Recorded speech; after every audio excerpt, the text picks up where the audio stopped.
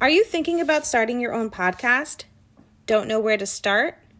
Well, if you haven't heard about Anchor, it's the easiest way to start a podcast. Let me tell you about it. There are creation tools that allow you to record and edit your podcast right from your phone or computer.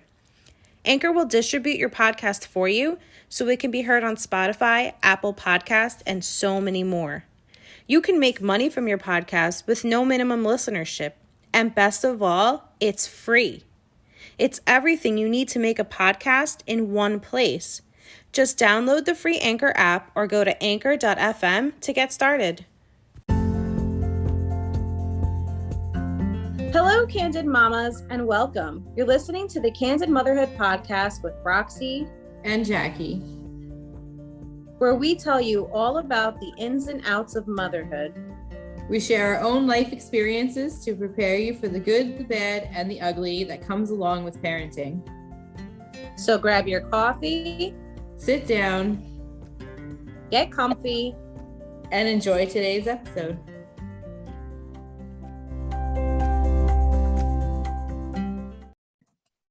Oh yeah, okay. Do you want me to do the intro or you want to do it? Sure, I'll do it. Okay, go ahead. Welcome back, Candid Mothers, to another episode of Tell All Tuesday. Today, we're going to be talking all about our parenting fears and also differences with parenting today than our parents had to face, 20 years ago, even 30 years ago. And we're going to talk about all the differences between now and then. Today, millennial moms are most afraid about their kids not feeling safe in the world. Gen X moms most fear their children will be attacked. And baby boomer moms fear their children will be hurt in a car accident the most. So, Jackie, which one of those do you fall in? Which one do you think is your biggest fear? I guess my kid getting hurt. Like in an accident? Yeah, I mean, especially where we live, I feel like it's so overpopulated that, people don't pay attention when they drive. They're on their cell phones. They're playing with their radio or looking at their hair or whatever, and I know that where we live, Middle Country Road is the most dangerous road in the country. So there's accidents on it every single day. And I drive on it every single day, multiple times a day. So yeah, that is my biggest fear, is that something's going to happen while driving.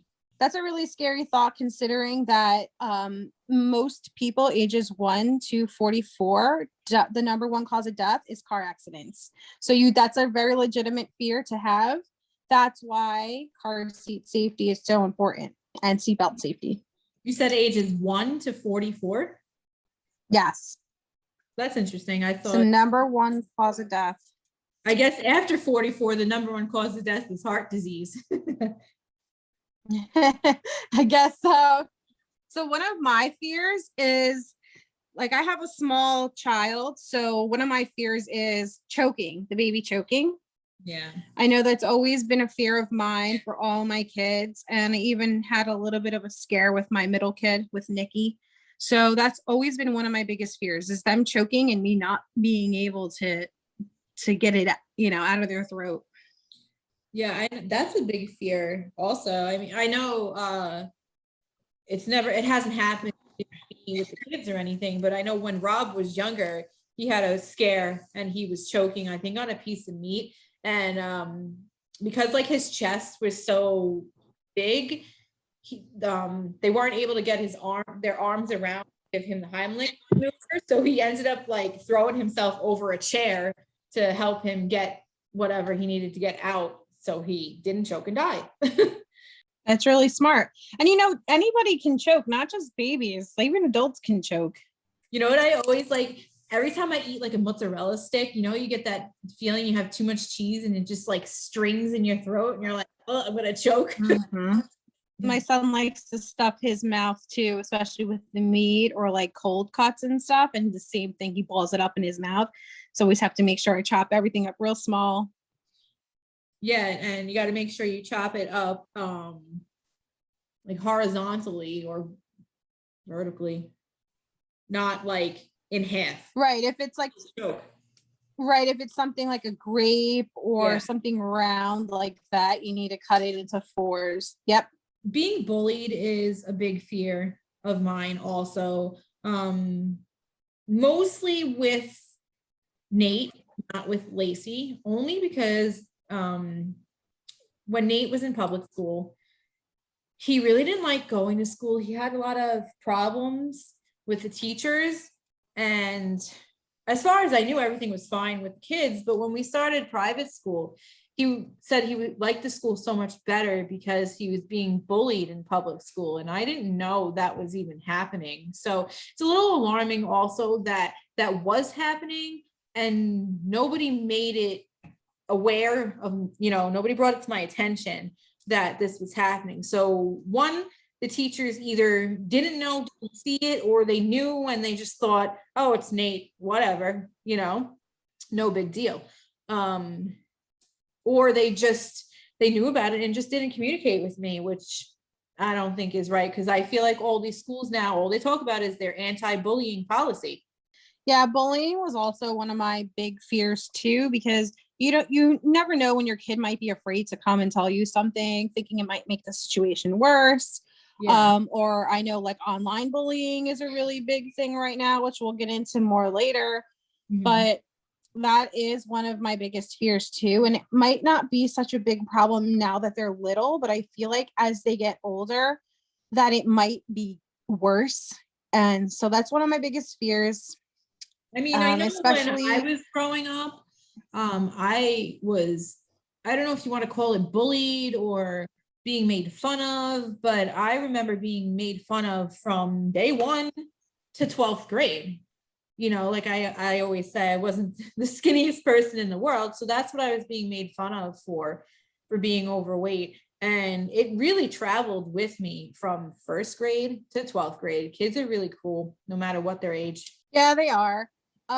I didn't get bullied a whole lot, but I did get bullied some by this one girl. I remember in elementary school, she used to always mess with me, and she used to come on because I was like always a really quiet kid, and she was like the loud one.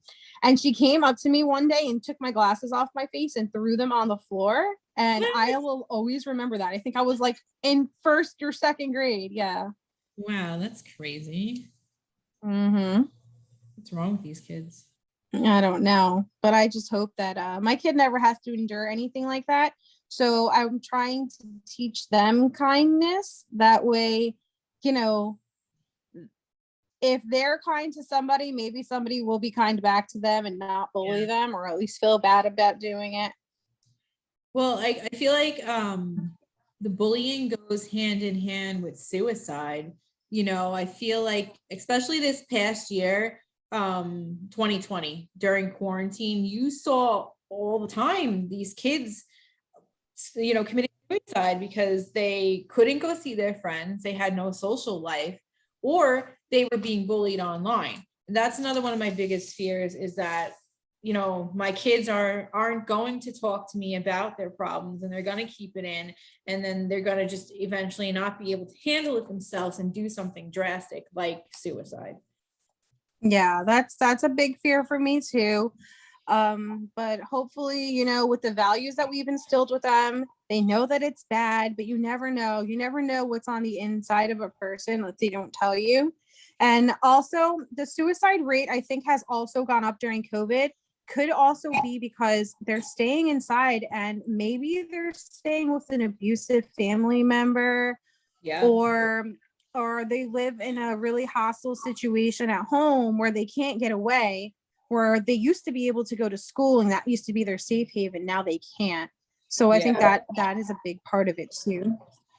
Yeah, I think that's a big issue that, we don't see, when they're in school, because like you said, they're in school, that's like their safe haven. But now that they aren't in school, they have no way to escape it.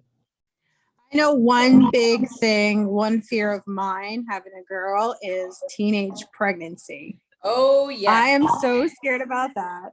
I Yes. am trying to instill good values, and you need to wait until you're married. That's when you have a baby, after you get married. Well, also But Julie's kids are 9 years starting old younger now. and younger these days. Julie's 9 years old now. I know. So she's getting to that age where she's going to start having her period and everything, and liking boys. And I feel like the older we get, the younger they start liking boys.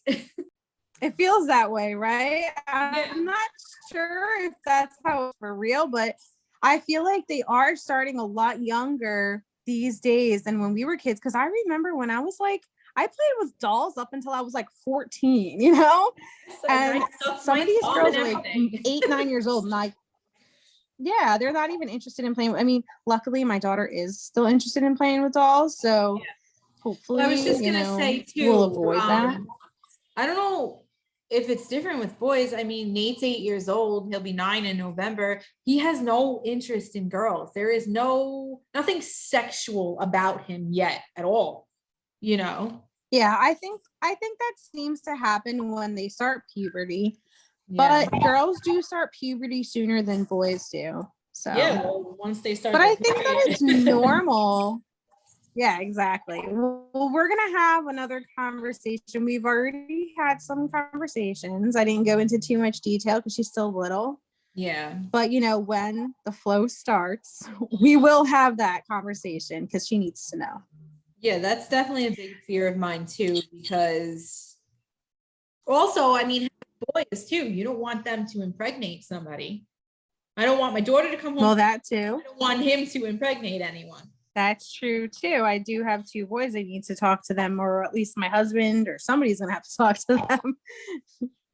I was just gonna say, like, this day and age, putting your girl on birth control at a young age really isn't as taboo as it may have been like when we were younger.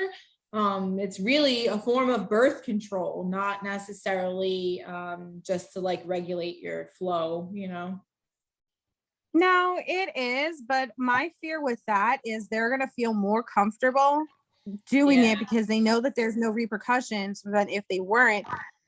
Because I don't know. I think that the way I'm going to teach it is abstinence. I mean, I know that not everybody follows that, but I think if more people taught their children to be abstinent and that to wait until marriage, that maybe there would be a lot less sex going on with the younger kids. Because I know like the culture today is like, oh, Tinder, one date, one hookup, one night, and then move on to the next night. And it's like, I don't understand that, because that's not what it was like when we were growing up at all. So I fear that for my kids. We didn't really have the internet to be able to have quick access to people like that. You had to actually go and meet them, have a conversation with them, and establish some sort of relationship before you were just like swipe left, swipe right, let's go, have sex. Yeah, but it's okay to meet people on the internet that you might be interested in, but do you have to sleep with everyone on the first night that you meet them? Like, no, you don't. But that's the mentality that young kids have today, and I just don't understand it. That's why I think it's dangerous. That's why I like that my kids go to school, because they do talk about abstinence. They practice abstinence. There's no hand holding, there's no kissing, there's no PDA at all. And the school that they're from kindergarten to 12th grade. So it's all age ranges. And I like that they really stick to the values of the Christian lifestyle. Mm-hmm. Yeah, I do too. And my kids being homeschooled, I'm trying to instill that in them as well. So that leads me to another important fear that I have, which is my kids being sexually abused by somebody. Yeah. I actually said something to the kids the other day, because I keep watching all disappeared shows and like Fatal Vows and all these different like murder shows. So I actually reposted something that you posted the other day, and it was like just some tips to give your kids of what to do in certain situations. Like a story that this mother was in a parking lot of the Stop and Shop with her 11-year-old and her 5-year-old, and some stranger came up to them, while she went to go grab a shopping cart and tried to lure them.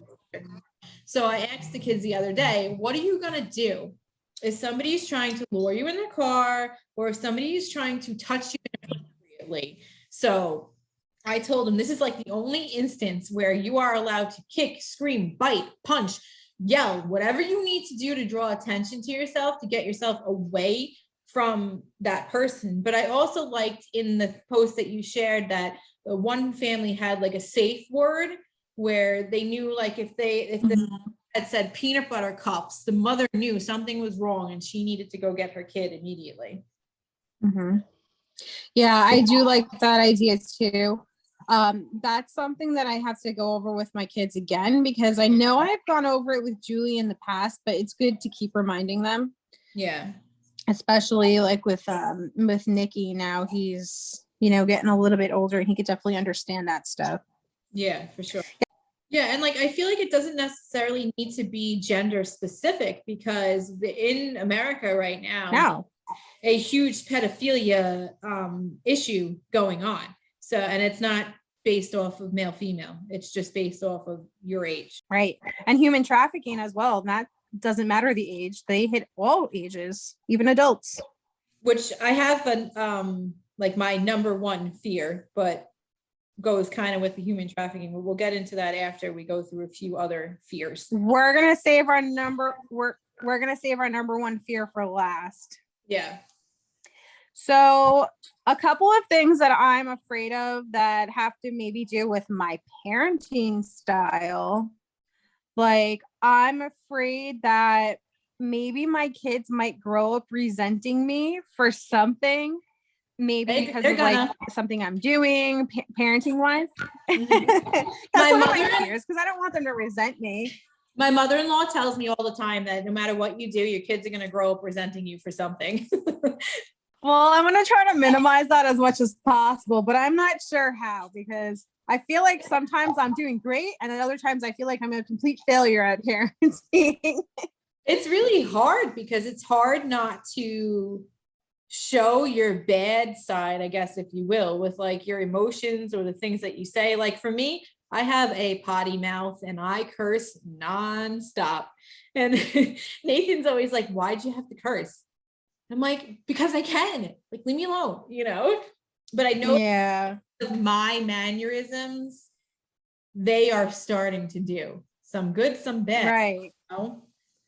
That's one of my fears too, that my kids are going to pick up on all my bad habits, and that they're going to have the same bad habits that I have, instead of trying to break the cycle.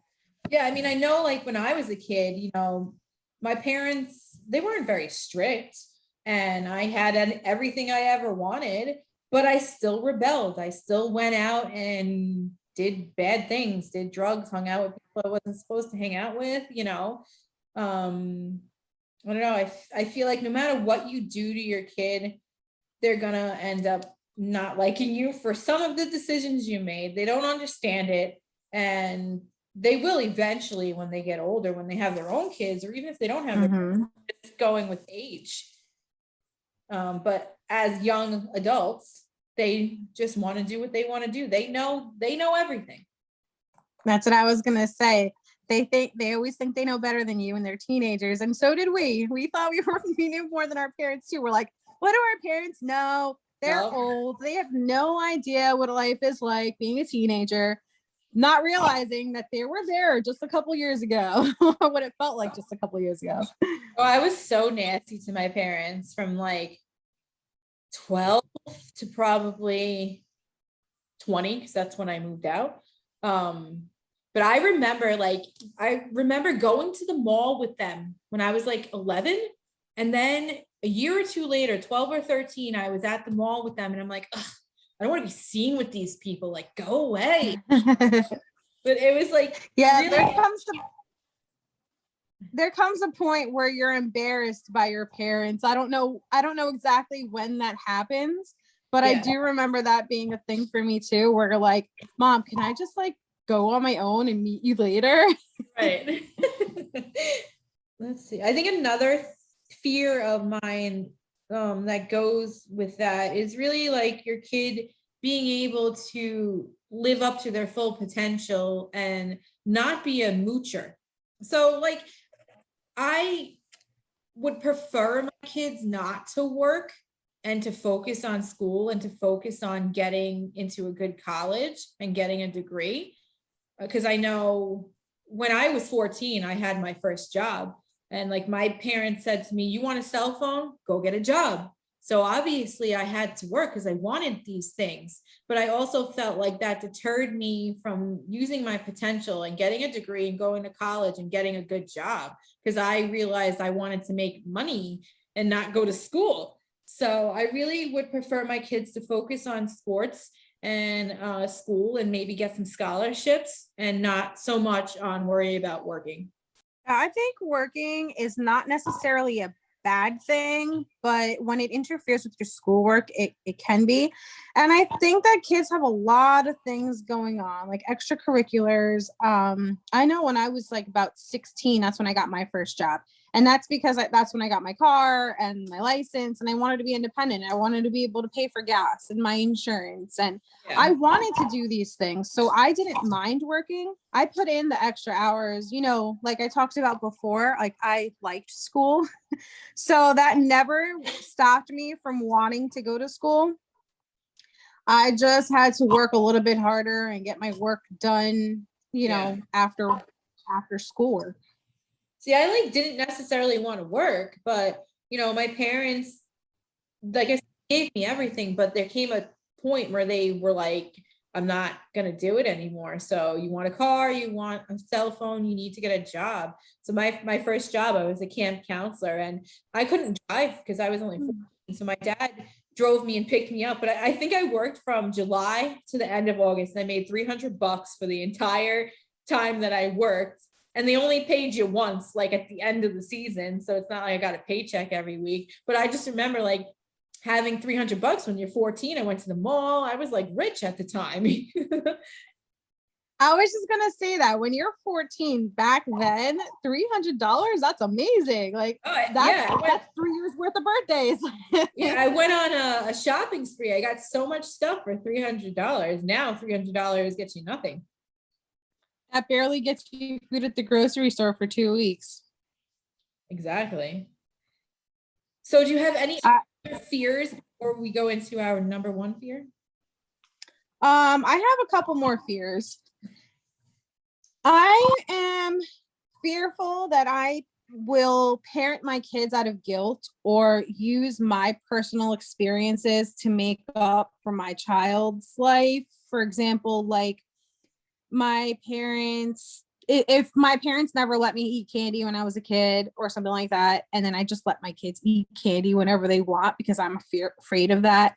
Or if like my parents like spanked me when I was little and I resent them for that, and my form of discipline will be not spanking my kids or not disciplining them at all. Something like that, for example. I'm afraid that I might bring my childhood resentments into my parenting style and hurt my kids in the long run and parent them out of guilt. See, I feel that way too, but I also feel like I kind of do both, where like, for instance, my parents overfed me as a child, and that's why I was overweight. They never said no to me when it came to anything revolving around food. I remember being in 5th grade eating a 20-piece chicken nugget meal with French fries and soda. I mean, that's not what somebody in 5th grade should be eating. But now, not so much with Nate. I don't have really I have more of a problem with him not eating than eating.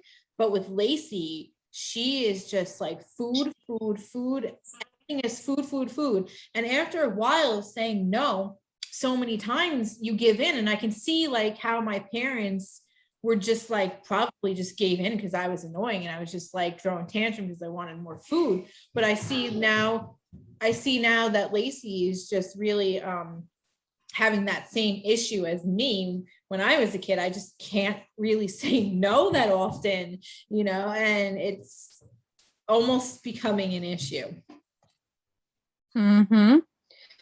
Yeah, so that's one of the things that you fear. I know that one of my fears is my mom really never said no to me either when it came to like me going out, hanging out with my friends and things like that.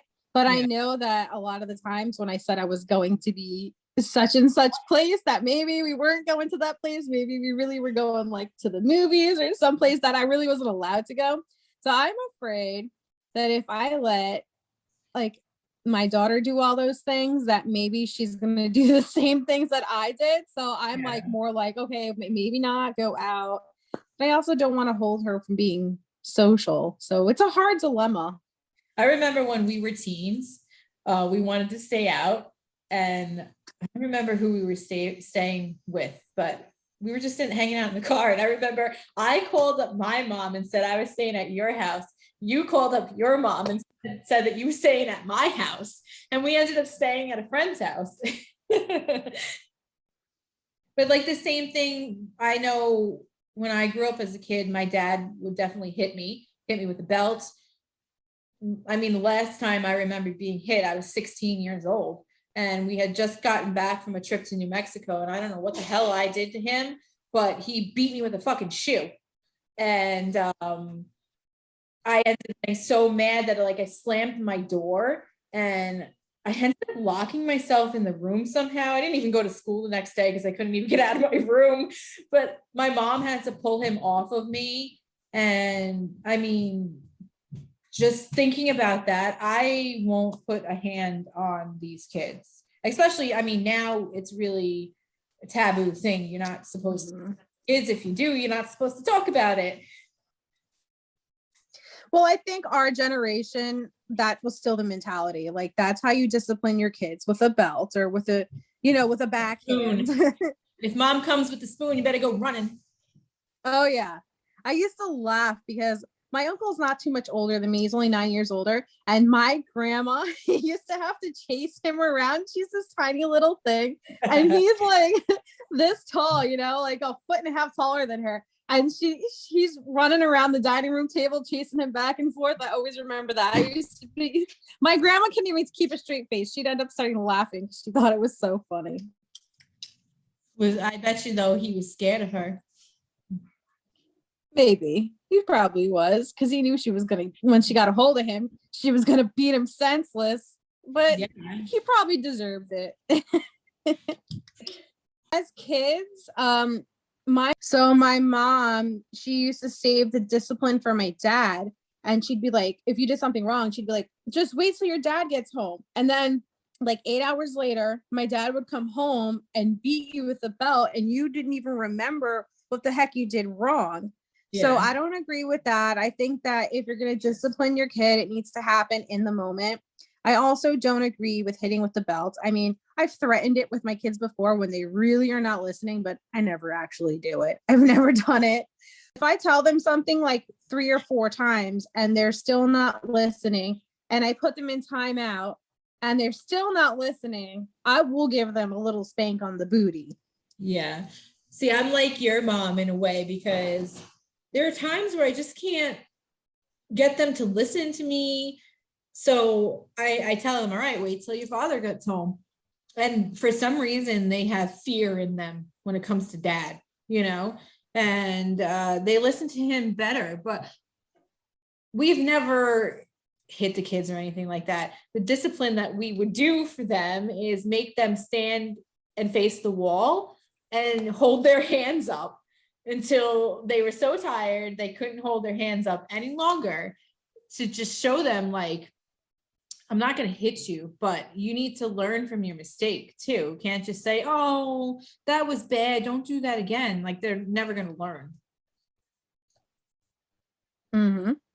Yeah, well, they don't get hit for every situation, but I mean, like, if I have to tell my son to stop jumping off the couch, get off the table like at least 10 times, no, you're getting a little booty slap, because that's going to remind you to get off the dang table next time. Yeah, and there's really nothing wrong with that. You got to keep him in now, No, there's a difference between a spank on the booty and a full beat down. Yeah. We're not leaving bruises. So, and my only last fear before we get to our number 1 is I fear like living vicariously through my kids. Like there's something that I lacked as a child, like pageant moms, for example, you know, where they didn't get to be in pageants and now they want their kid to win every single pageant because they want it. Or like a cheerleader mom, for example. I mean, it's fine if your kid loves cheerleading, but if they hate it and you're making them do it because you were a cheerleader and you didn't get that title, so you want your kid to get it, you know? Yeah. That would be my only other fear. I have that a little bit, but my fear with that really is that I didn't go to college.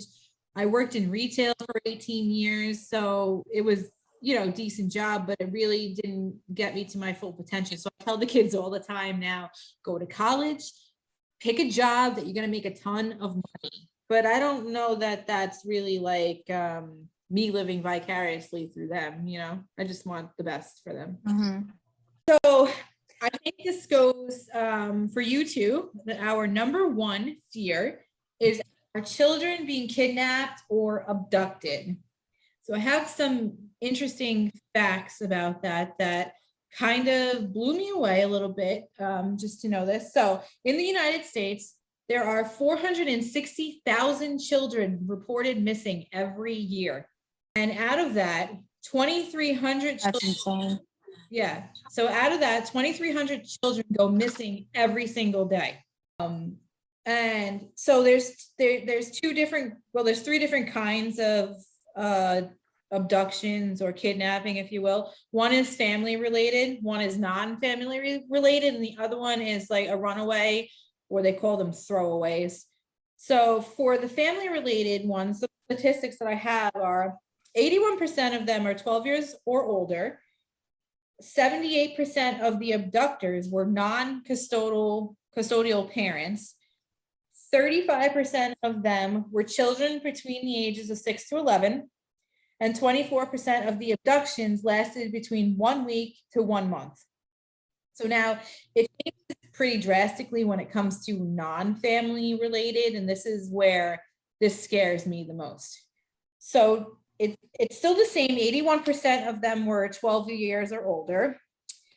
58% of them were 12 or older in a stereotypical kidnapping.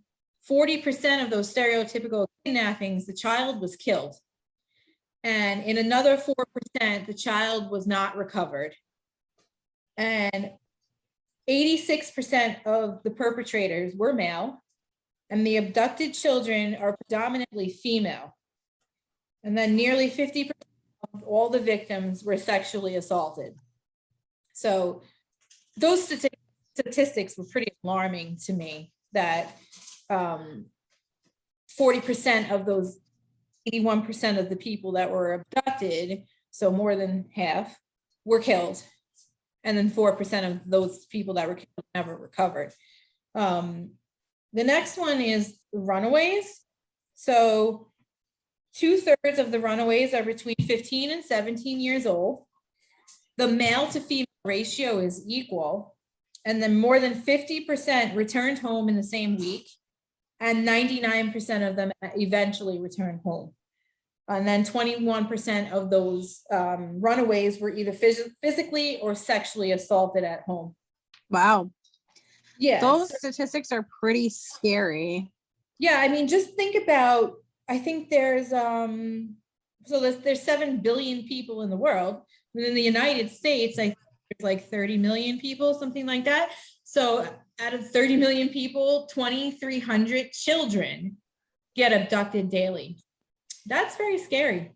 That is really scary. I wonder how we compare to the rest of the world in kidnappings. And maybe I can find that out and post it later. Yeah. That's really scary, considering that our kids fall right into that age range of the majority of abductions. That's really alarming to me. And that's the reason why I want to keep my kids so close to me when I go to shopping or anywhere, And well, I have a story. That's why about that. Here. When me and Rob were at the mall once, they have an indoor playground and the kids were in there playing.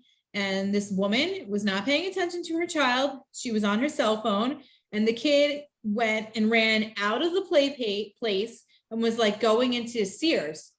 Rob saw this, and he's the type of person that takes action when anything like this happens. and he went and grabbed the kid and put him back in the playground. The mother got so mad at Rob, thought that he was trying to steal her child. Meanwhile, she was with, I guess, her father or her father-in-law. He saw everything that happened and he reamed her out and said, no, you are not paying attention. You were on your cell phone. Your kid ran away and he saved him from being lost in Sears, abducted, whatever. So, Right. You were not paying attention. So don't, it's not. He saved him from a full-blown Amber Alert. Exactly. And this is why I tell my kids all the time, I harp on them every single time I'm in the store. Do not walk behind me. I don't have eyes behind me. I can't see you. Somebody can just take you like that and you're gone. And I won't know what happened. I watch this show Disappeared all the time. And a lot of the people on the show are young children in that age range of 12 to 17. The most recent one that I watched was about this kid named Mason. He was from Utah. He was 17 years old when he went missing, and he didn't take any information, no ID, no wallet, no phone, nothing. Just literally left with the clothes off his back, and he's still missing to this day. But a lot of those people, either they're found or they're found murdered, or they wanted to leave on their own accord and start a new life. But I feel when you're in that younger age, you definitely, something happened. And I tell my kids all the time, like, they think that they can go to the park by themselves. The park is like 2 blocks down the road. It's not that I don't trust them. I don't trust other people. And I tell them all the time, if a car pulls Right. while you're walking to the park and drags you in the car, what are you going to do? You are not going to be able to fight for yourself. And it's the same for myself too, being a female and an adult. If somebody were to come up to me and attack me, I'm helpless. I mean, when I work now, I actually keep a knife in my pocket, because I've been hearing a lot about these supermarket shootings, and just the world that we live in right now is really crazy. Just to protect myself. But I know that in a situation, you can't bring a knife to a gun show. So yes, I feel safer having it on me, but in the long run, is it really going to protect me against somebody that's going to try to abduct me? I don't think so. Well, I have a story about that, but first I want to tell you that I am really afraid of my kids getting abducted in the store. And I've heard lots of crazy stories on Facebook and on YouTube, how people have tried to, abduct them or their kids. And I always tell my kids, like, there are so many different ways. They're getting so creative that they can snatch your kids from right in front of you without you knowing. It just takes a split second of a distraction for them to come and take your kid. Yeah. And so I make my kids aware too, because sometimes they like to run off on me in the store or, lag behind in an aisle. And I'm like, no, this is I'm sorry that I don't want to scare you, but this is the world that we live in. Yeah. And these are possible real dangers. And even I know that I've heard stories of people giving your kid a sticker in the store, something as innocent as a sticker. And they'll put the sticker on their shirt, but that essentially makes them a target, because now they have the mark for the abductor to go and take them, because they're targeting kids whose moms or parents are not fully paying attention to them. They might be on their phone. They might be interested in looking at something in the aisle, or they might just have a lot of kids with them and maybe not notice one's missing for a minute, So those are like real legitimate fears. And you have to teach your kids about this kind of stuff. And especially even if they get lost in a store, tell them they can't just go up to anybody. You want them to go up to a mom with kids and some a safe spot, or even an employee. You want to tell them to find somebody. But my story is, one time I lived in New York at the time, and it was in right on the border of Suffolk and Nassau County in Lindenhurst. And so it's a pretty safe neighborhood, but we lived at the time right next to the train tracks. So I had to follow and walk safe near the train tracks. No, you're not. And the train tracks is not good because the station's right there. So if someone wanted to drag you away, it's really easy to get away. Any public transportation. Right. So one time I was walking home, and it's kind of like an alleyway between the apartments with a big fence, like an 8-foot fence. So you can't just hop over, and the train tracks. So I'm walking home from the train. I had just got back from visiting my aunt or something. And I'm walking home. It's only like a 3-block walk. But during that walk, there was a box truck. They were driving towards me, and I'm walking I'm walking towards them. And they pull over, and there's 3 guys in the front seat, and they like lean out their window, and they roll down their window, and they're trying to talk to me, and I'm ignoring them. And I just start walking and walk past them, and they literally put their box truck in reverse and reversed back to me. And I freaked out. One of the dudes hopped out of the front seat, and I booked it. I started running because I'm like, why is this guy getting out of his car? Well, they want to take you. I thought that they were going to take me, rape me, kill me, something. I started running.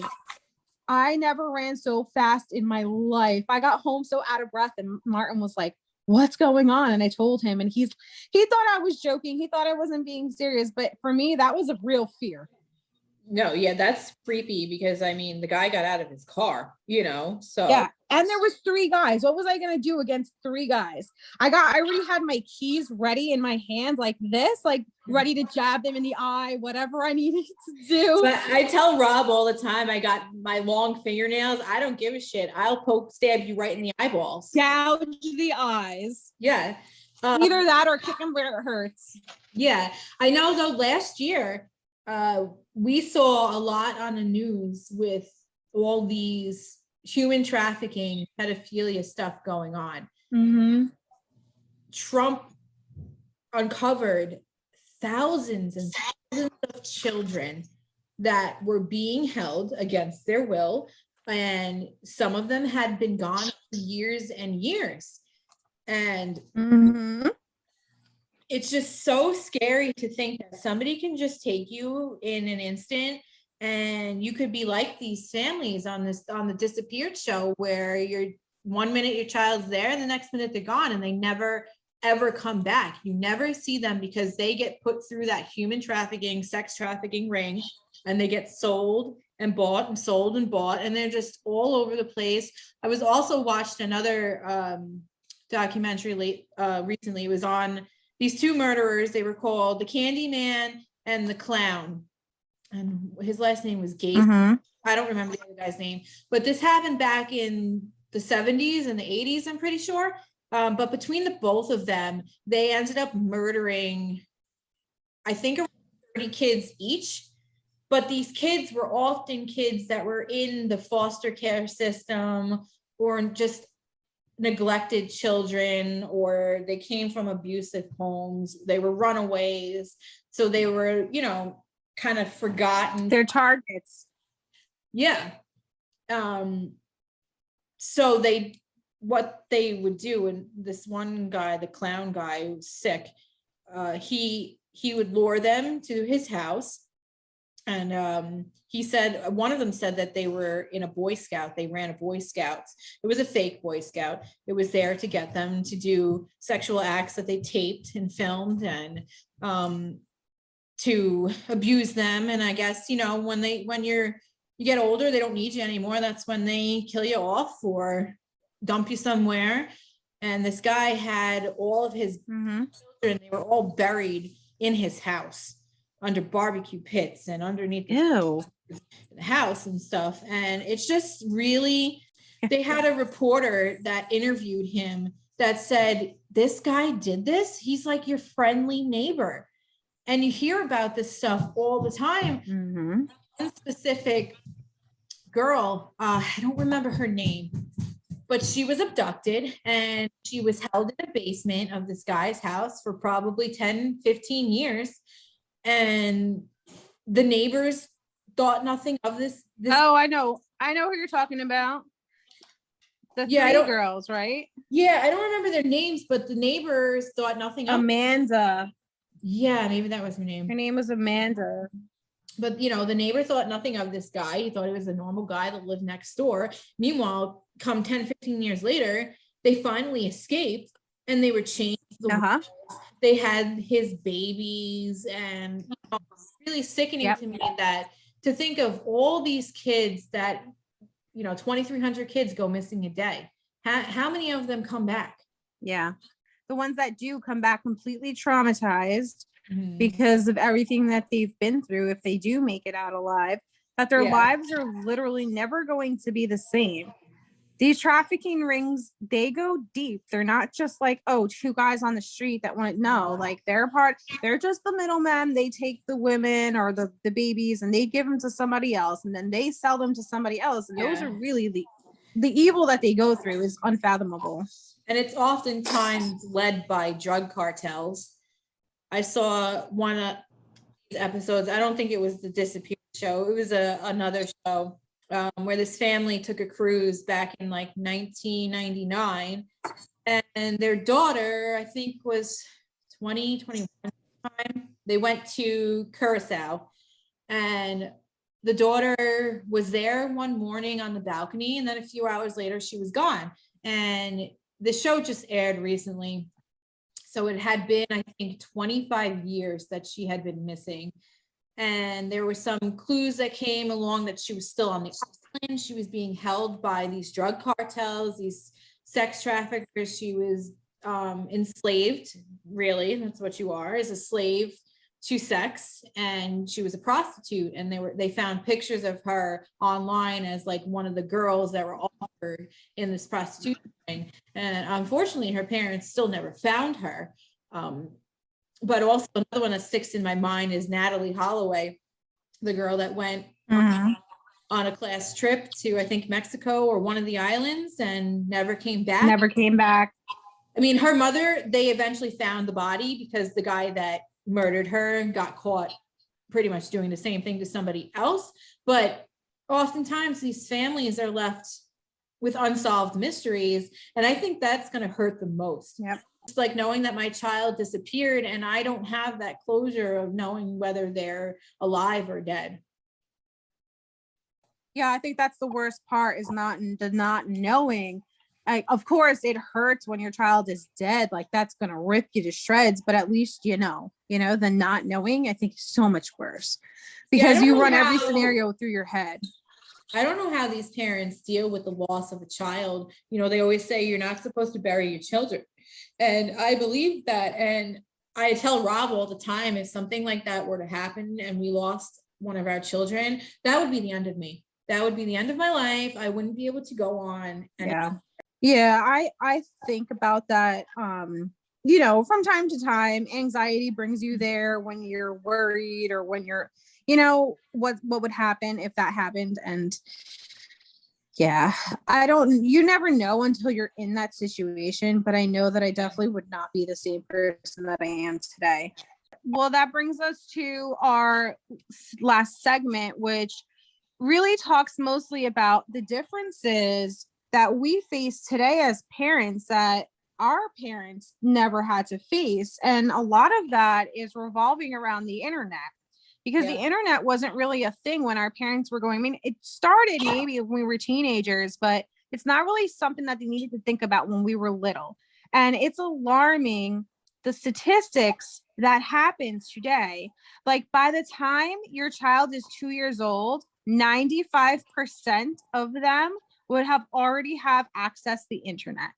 At 5, more than 50%, and that number might even be more now that school started all online. But they regularly interact with a computer or a device. That means every day. And teenagers text an average of 3,400 text messages a month. What? That's only on their phone. That's not including messages over the computer. Yes. Wow, that's crazy.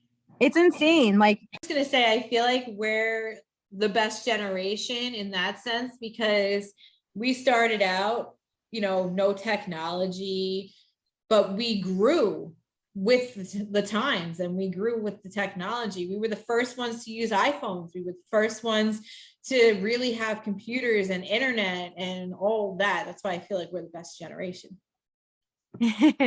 Well, we are the last of our kind in the generation, because we are still traditional in our ways, because that's the way that our parents brought us up, because they didn't know any other way. We remember, and now we also have the new way. kid. Right. But then we also have the new way, which is all about technology, which I don't even fully comprehend technology. I feel like my kids understand technology better than I do. So does mine. And it's insane.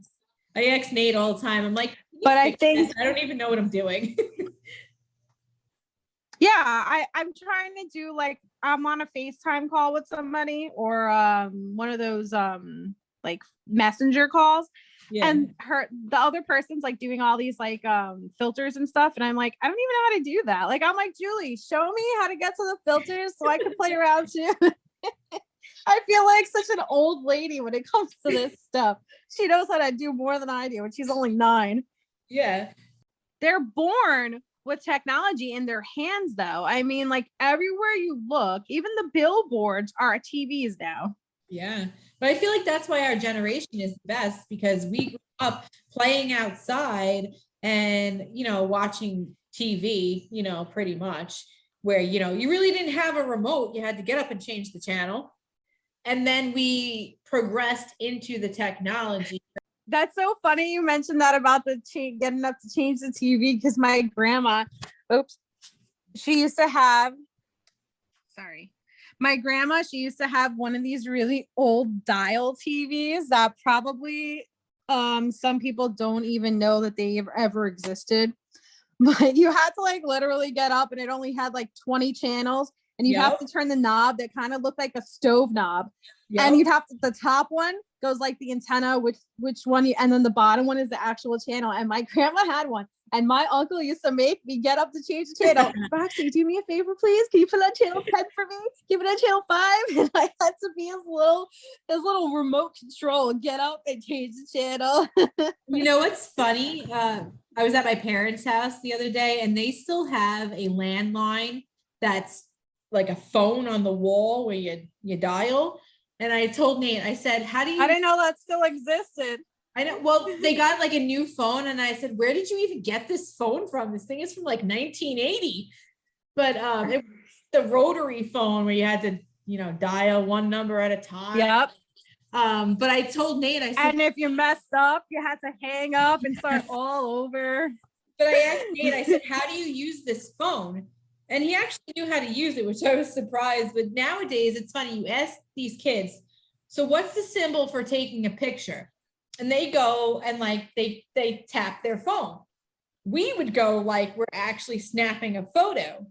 And then right. And then what's the signal for taking a phone call? So we'll like put our phone up to our ear, like, like the hang 10 sign or whatever. And they're like this.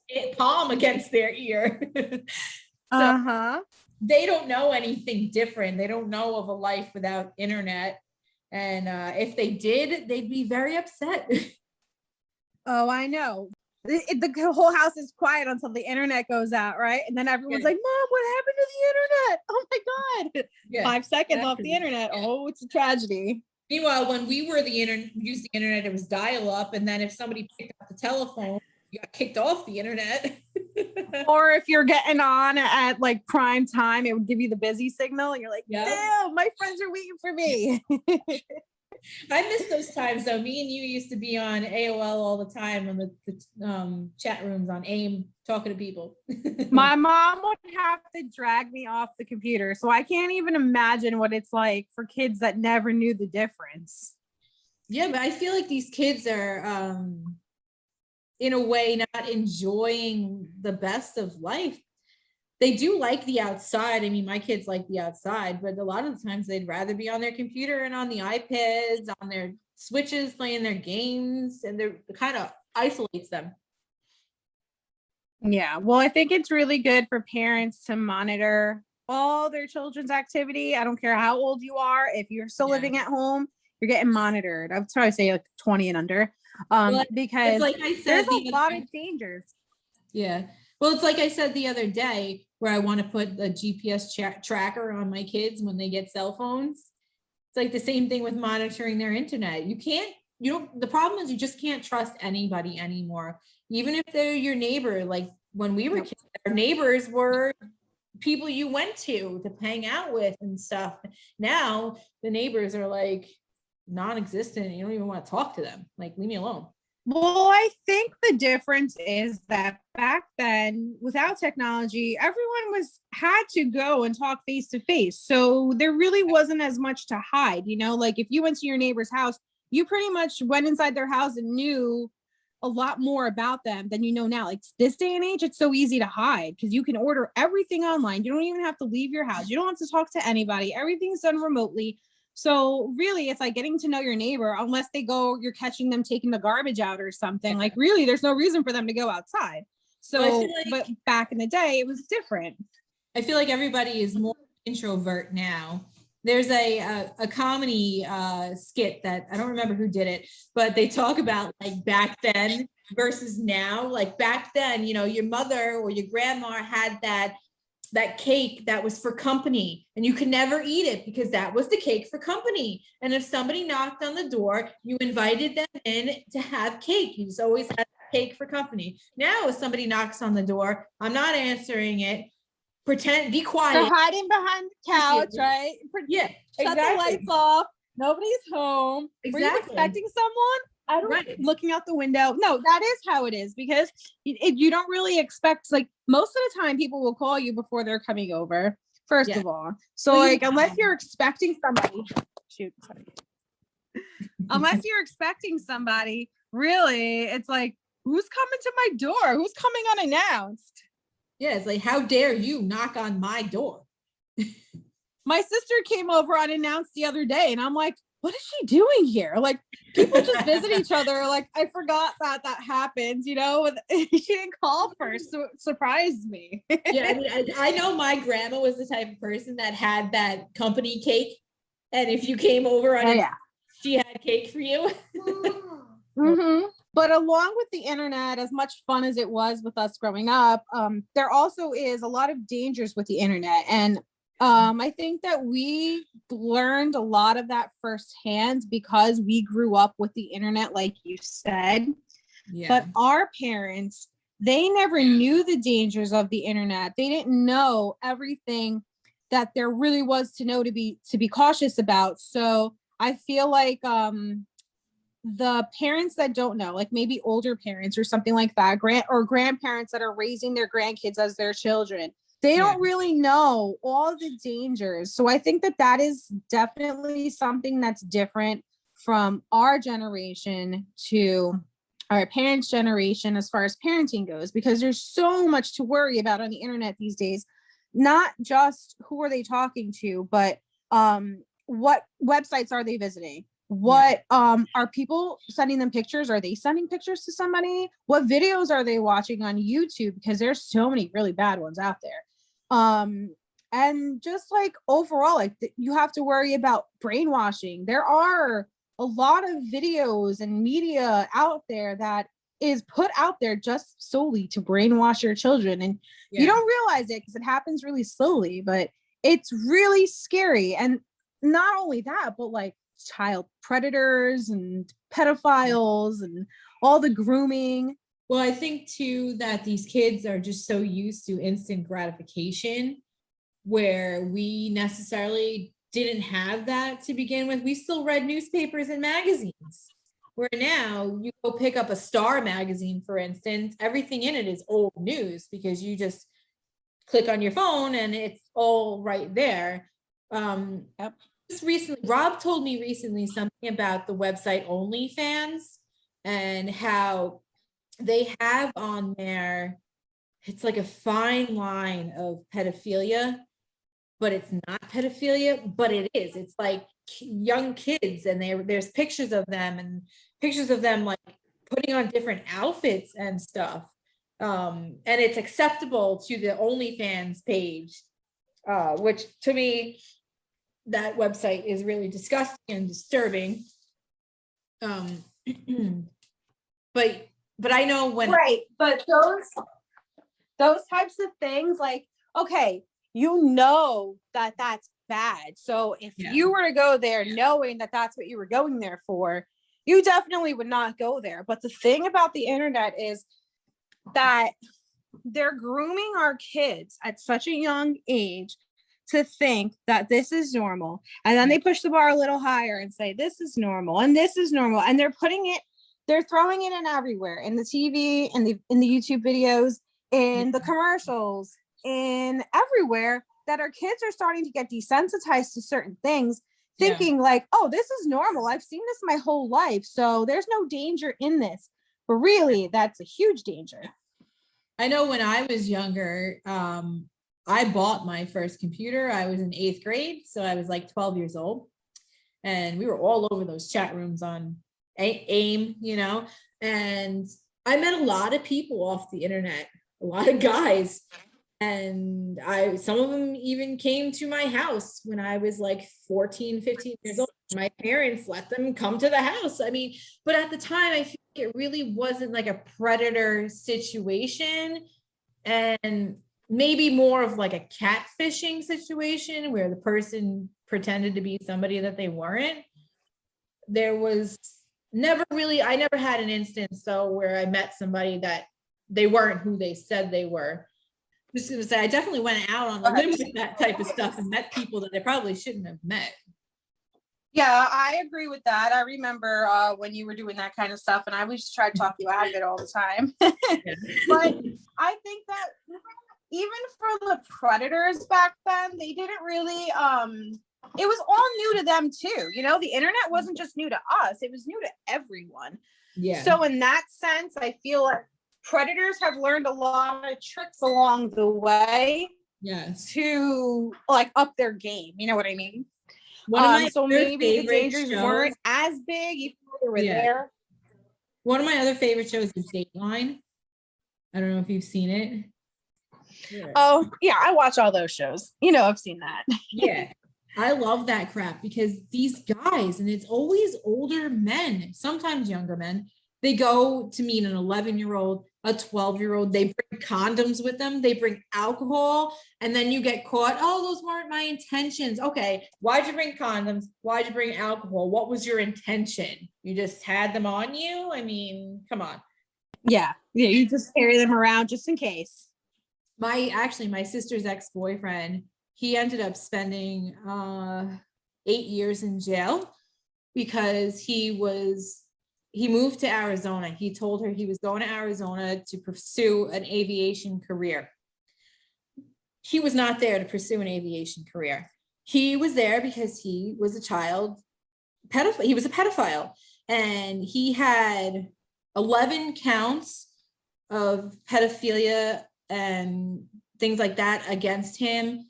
One being exposing himself to little kids in a school zone, things like that. And in Maricopa County in Arizona. Over there, it's like 10 to 15 years for every count that he had. So he spent 8 years in jail just awaiting trial. He ended up getting out after 8 years, and he was sent back to New York because he didn't have a permanent residence here. But a few years later, first I was living with my mother-in-law when I had Nate. I got a knock on the door. I answered it, and it was like somebody from Edible Arrangements, and it ended up being him. And I didn't say anything, but it was him. And he looked so nervous, like he knew exactly who I was. I didn't say anything though. I just let it go. It just creeped me out though that he was out driving and delivering these edible arrangements when you're a sex offender. But then a few years later, I was in the shower and Rob's like, get out of the shower, get out of the shower. And I'm like, what? I'm in the shower. Like I have shampoo in my hair. What? He's like, get out. So like on News 12, there is his face. And he was arrested for exposing himself to a little girl in Target. And, you know, he's a registered sex offender for life. But I don't know if he's still currently in jail, but clearly he had a problem. And there were a lot of red flags when my sister was dating him. He would constantly be sitting in my room and I would yell at him like to get out. And my sister would be like, you tell him to get out. I'm like, he's your boyfriend. Get him out of my room. And he wanted to go on my computer. He bought himself Right. like lavish computer. So there were a lot of red flags. And when we found that out, I was just like so disgusted and so grossed out. And just to know that it went on for so long. I mean, you spent 8 years in jail in Arizona. And when you came out, you did the same thing. Clearly there's something wrong with you. Yeah. Well, your sister was young when she was dating him too. And I know that like your sister's really petite. Like she's really short, like a little kid. And she's got like a high pitched voice. So when she was younger, I haven't seen your sister in years, but I know that from when I remember her back when we were teenagers, that she looked like a little kid. Yeah. So that's kind of creepy that now that I know that, that's really creepy. Well, what was really creepy about it too was like after this all happened and they ended up like breaking up, we found out that he was very controlling. Like he wouldn't let her cut her hair. He wouldn't let her get a tattoo. So weird. Because little kids don't have tattoos. Yeah, but they also, from my understanding, never had a sexual relationship either, which to me was weird because they dated for 6 years. That is weird. But I feel like... What was your sister still doing with him anyway? I have no idea. I don't know if it was just like that, my first love boyfriend type of thing, you know? Maybe. Yeah. But I feel like if you're a sex offender, you need to be in jail, especially if you were in jail for 8 years, you come out and you do the exact thing that you were in there for. You clearly have a mental disorder and you need to be in jail because you're a predator. Yeah. And I don't want you living next to me. There are so many people in this area that are sex offenders, that are neighbors. I don't know what the statistic is, but I know that a lot of the people who abuse children were abused themselves or had a really traumatic childhood themselves. Yeah. Not that it's any excuse at all, but what I'm saying is it's probably something wrong in their brain, you know, or they think like, oh, this happened to me, so it's normal. Yeah. Because any normal, well-balanced human being would not think about harming a child in that way at all. The only thing that I slightly so obviously there's some mental condition. Yeah, the only thing that I slightly disagree with is there are some instances where the person is now labeled a sex offender, and once you're labeled a sex offender, you're a sex offender for life. And they necessarily maybe didn't do anything wrong. I've seen like a lot of instances where like there's school teachers and maybe they touched the kid on the shoulder the wrong way and they said something and they arrest them and they become sex offenders. And that sticks with them for life. You cannot live near a school zone. You have to tell people that you've moved to the area. And I feel like in some cases, that's a little extreme. Yeah, I also think there are some situations like dating wise where maybe like the kids are maybe 3 years apart, but some situation happens and maybe the parents don't like the boyfriend or something and they called it rape or whatever, and now they're labeled. I think in those situations it is a little bit unfair, even though yes, there is an age difference, but probably, you know, if they were just a few years older, it probably would not have made a huge difference. Well, I have 2 other stories that go along with that. One of my friends back in high school, her brother had a girlfriend. He was 17, she was 16, I want to say, and they ended up, you know, having consensual sex, and the mother found out about it and wanted to press charges against him and say that he was like a pedophile raping her type of situation because she was underage and he was 17, and at 17 you're considered, you know, an adult in that situation. So that created some nightmare for him. Right, exactly. That's what I mean, like something like that. Yeah. Well, I know that when I was 16 or 17, I dated this guy and he was a little bit older than me. He was like 23 at the time, but we ended up breaking up right away after a few months. And the relationship didn't really get very far. Then I remember like speaking to him like maybe 5 years later down the road, where now I'm 23 Yeah. and now he's older because he was like about 5 years older. He's still dating 16-year-olds. So to me, that was a red flag. Like, you're still dating 16-year-olds. You should have at least moved up to 20, 23-year-olds now, you know, Right? like it's just, so I'm like, wow, you like him way too young. Like, nope, I'm really glad that we broke up. Yeah. Well, the other story that I have is when we moved into this house 8 years ago.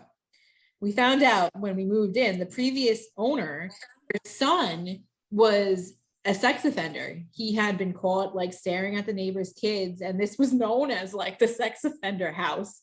So it's obviously not like that anymore because we live here, but it's still a little weird to know that that was like the label put on my house. Yeah. Well, I know that it's scary. I don't know out here. I haven't really experienced it, but I know one of my friends that lives in New York, and I think it's Shirley or whatever, but there's this like what they call like offender house or pedophile house that where they let all the offenders live. Yep. And they'll like cycle through them on like temporary residence, and that's just scary knowing that that house so close to yours, you have kids, is where they put the sex offenders. Yeah, and I know over here, I don't know in Pennsylvania, but they actually send out notices in the mail to let you know that a sex offender moved into the neighborhood. I remember getting those all the time in New York, but I haven't gotten any since I moved out here. I mean, maybe it's just because, you know, we live in a nice quiet neighborhood. Maybe it's not as big out here. I don't know. Well, everyone's on top of each other here. I think it happens more than we think. I think it happens more than we think it does, though. I just don't know if they send flyers out, you know? Well, like going back on like the kidnapping and stuff like that, you know, you think about people like Jeffrey Dahmer or Charles Manson, like these mass murderers that did these things and got away with it for so many years. Or the newest one is like that Golden Gate Killer, where he didn't actually get caught until he was like 89 years old or something like that. I mean, it's really disturbing to think. And there's actually on Long Island, he's considered the Gilgo Beach murderer. He typically goes for prostitutes and girls that, you know, are just like not really going to be known. And he chops up their bodies and throws them all over Long Island. Still to this day, he has not been on the side of the highway.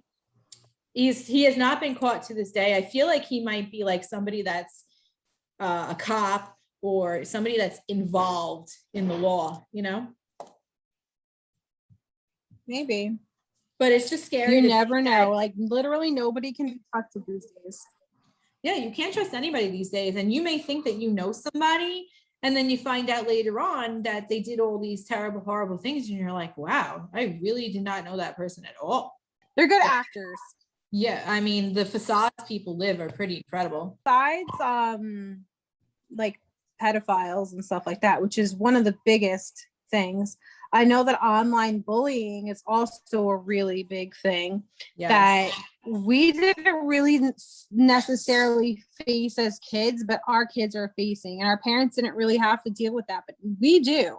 I mean, that's a really real thing. Even people that don't even know each other, I mean, even adults these days bully each other on the internet over something so stupid as like a difference in opinion, and they'll call them like these horrible names. So I can't imagine if a kid knowing somebody getting bullied by them. I mean, like they can literally blackmail you with a simple photo, and it can reach millions of people in one day. It's not like, oh, it just went around the school. Like, no, now everybody in the state knows you. I feel like because these kids are hiding behind a screen, they are introverts in actual real life. but when it comes to behind the screen on the keyboard, they are cyber bullies.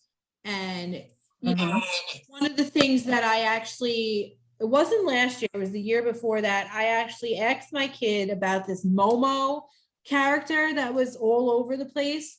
And I remember that. I asked Yeah. my daughter too. I showed them the picture and asked them if they had ever come in contact with this. They both said no. And I told them, if you ever do, you come and get mommy or daddy immediately.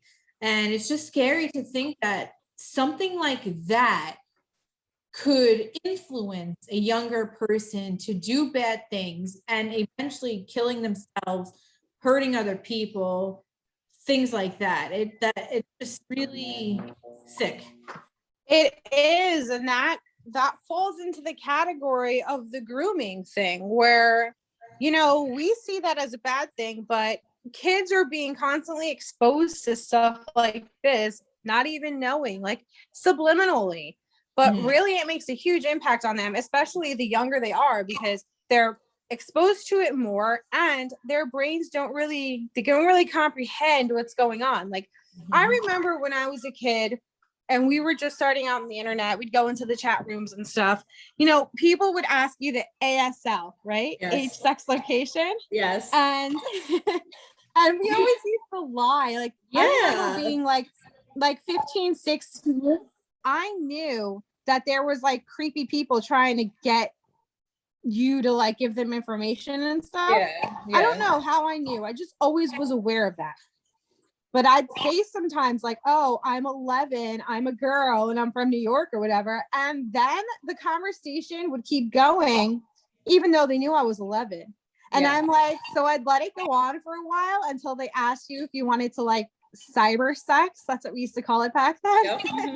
And I'm like, you know, I'm 11, right? And they're like, yeah. And I'm like, ew, so you're a pedophile? And then that's when the conversation would end right there, but I was aware of it, you know, even as a kid. Yeah. I feel like now it's the opposite. The younger you are, the better. Well, that's how it is for pedophiles. But what I'm saying is that kids these days don't realize that they're talking to pedophiles. Well, that's the thing is, it was easy to spot them out when we were kids. Yeah. I mean, I feel like we grew up, you know, in the beginning of the internet. So like you said, nobody was really trying to like get one over on you or try to lure you, you know, and it was kind of rare. Now, though, people put on such a facade, and like for instance, to show catfish. I mean, how many of those people are actually who they say they are? The majority of them are not. And they go on and have. And the majority of them are people you already know. Yeah. And they go on and have relationships with these people for years and years, you know, and I feel like the younger generation, our kids, the teenagers now, they're just so gullible. Well, again, I think that has to do with the whole grooming thing, because it always goes back to that, because they are literally brainwashing our kids in a sense. I mean, it's not so much as like, oh, like Hail Hitler type of brainwashing, but it's like a really slow process where they're like, put it in here, put it in there, put a little bit in here. And then it starts becoming the norm, and they don't realize it. By the time they realize it, it's too late. Yeah. I've already had to go over the dangers of the internet with my daughter, and everything. I have our accounts linked. So every time she gets a message, every time she sends a message, I get the messages to my phone so I can see the whole conversation. And if I ever see anything alarming, which I have before, you know, inappropriate conversations that she shouldn't be having, or that her friend is telling her to look up inappropriate things online, I did it right there because I have the messages coming. But if I didn't, who knows the stuff that she would have found on Google if she would have actually looked up the stuff her friend was telling her to look up. And why is her friend telling her to look up that stuff? Where did she learn it? So then that was a conversation I had to have with her mother. Well, that's the difference between then and now also, is that, you know, back then the technology was new and there weren't things that you could put on your phone. People barely even had cell phones to track the activity was doing on the internet, where now I guess the technology has improved in a good way, in the sense that you can track your child's every movement. And like when it comes to like kidnapping, things like that, you hope and pray that they have their cell phone on them, because those little every movements, they can literally track if you walked somewhere, how long it took you to get from point A to point B just from having a cell phone in your pocket. Well, when we were kids, our cell phones didn't ever go online. It was strictly for calling and texting people. We couldn't use the internet. We couldn't do anything with our phones except there was no what data. they were meant for, which is calling and texting someone. No, and there was no keyboards. We had to use T9 text. And the best game you can play was Snake. Oh yeah, that was the best game. On my little Nokia. Yeah, exactly. Black and white screen. I saw a meme the other day of a Nokia that was like encased in blacktop or something, and somebody had a chunk of it, and somebody made a joke like, I bet you if you plugged it in, it still works. Probably. That's another thing too, is I feel like back then when they came out with a cell phone or a computer, it was so much better than it is now. I feel like now they make the cell phones disposable, so you have no choice but to upgrade your phone every year because it doesn't work anymore. Yeah. Well, I think they realized right away that, oh, we made this thing really sturdy, but people aren't buying new ones every year. So how are we going to make more money? Well, let's make them really fragile so that people drop them and have to buy new ones 3 times a year. Yeah. That's for another conversation, though. Yeah, for real. Well, if there's anything that we missed that maybe you have a big fear of, or something that you face today that maybe your parents didn't face, please let us know. We love to hear your feedback. We'd love to hear your thoughts and what you have gone through as a parent that maybe your parents didn't go through. Yeah, ask us some questions. Leave us some questions on Instagram at candid.motherhood or on Facebook, and we will make sure that we answer them all. And maybe you guys have some tips or advice that you want to share with us, or like you said, some stories that you want to tell about any of these things that maybe have happened to you. Yeah, if you have any great stories, we'd love to hear them. You can even send us a message, like a video message as well. Our email address is candidmotherhood@outlook.com. So you can send us any emails you want there, videos, pictures, and maybe we can feature you in one of our episodes.